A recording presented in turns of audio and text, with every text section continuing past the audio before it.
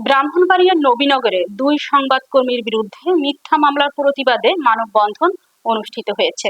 বিস্তারিত থাকছে রুবেল ভুঁইয়ার তথ্য ও ভিডিও চিত্রে।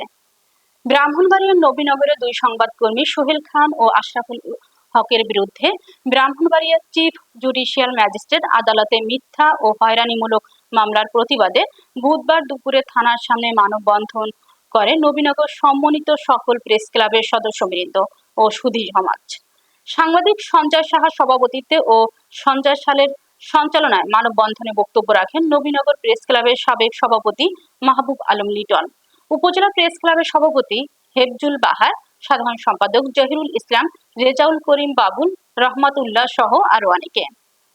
বক্তারা বলেন, তরুণ দুই সংবাদকর্মীর বিরুদ্ধে ব্রাহ্মণবাড়িয়া আদালতে মিথ্যা মামলা প্রত্যাহার সহ বাদীর বিরুদ্ধে ব্যবস্থা নেওয়ার জন্য পুলিশ প্রশাসনের প্রতি জোর দাবি জানান। নবীনগর পৌর এলাকার কুতুবুদ্দিনের মেয়ে ডলি বেগম বাদী হয়ে সাংবাদিক সোহেল খান ও আশরাফুল হকের বিরুদ্ধে চিফ জুডিশিয়াল ম্যাজিস্ট্রেট আদালতে হাঁস চুরির অপবাদ দিয়ে মিথ্যা মামলা দায়ের করেন, তার প্রতিবাদ জানানো হয়েছে।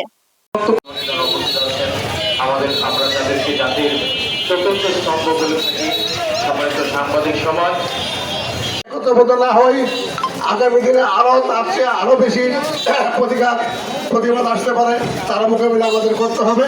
এর জন্য আমরা নবীনগরে যত সাংবাদিক আছি, সাংবাদিক সমাজ আছি, আমরা একত্রবদ্ধ হওয়া দরকার।